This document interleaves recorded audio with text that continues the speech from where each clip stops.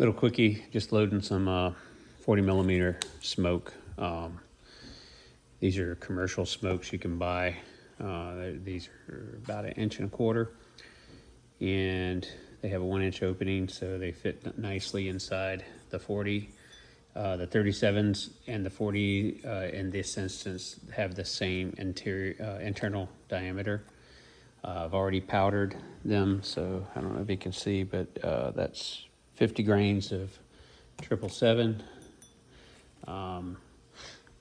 So all I'm gonna do now is I'm waiting for my hot glue gun to heat up. I've got push disc here. These push discs were from an old batch and they're a little thin, so I've used a thicker one that was actually a bad print.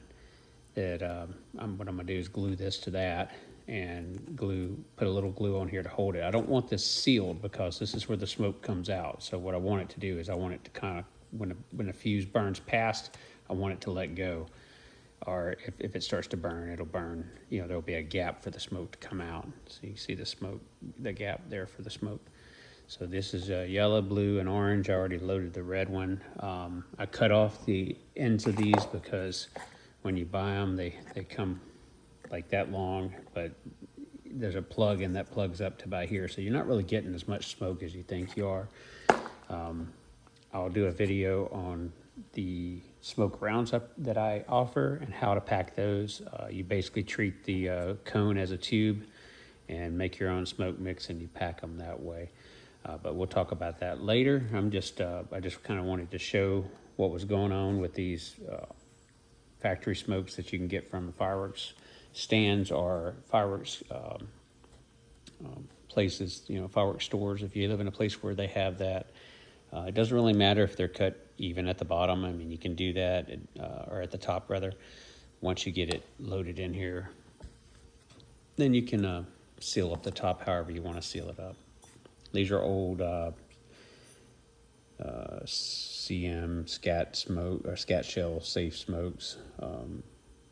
There were multiple projectile smoke rounds originally, but the casings obviously were expended. And now, if you can find these expended casings that has a 209 primer in it, then you can reload them with smoke and your own, version of the original. Some people even geek out and gather all the original components and actually try to recreate the actual round to the best of their ability, which is because a lot of times these companies will not sell to civilians, which kind of sucks, especially with stuff like smoke. You should sell to, but I understand liability and stuff. People are weird about that these days.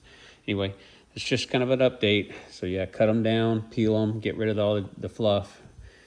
Take these are these push discs that I offer. You can make your own. They're just a 1-inch top with a little rim on it that fits down in here with a 3 millimeter hole. And pull your fuse, but don't pull it out, and just kind of push it down where it's cinched down. And all of them are that way. And then all we're gonna do is we're gonna trim these fuse at an angle. Once I glue these pieces together, I'm gonna come in here, I'm gonna cut this fuse at an angle, and you're gonna see the direction of the thread. I don't know if you can see the direction of the thread there. Yeah, so that thread kind of goes like at that angle. So you're gonna come in and cut at that angle with the thread. That way it doesn't fray on you. It's a clean cut. And these little snips that you get with 3D printers, these right here, they actually work really well.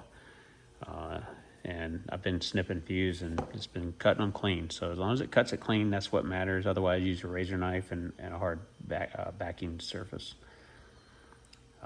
Anyway, I'll finish up these and put them away for fun and games later. Take care.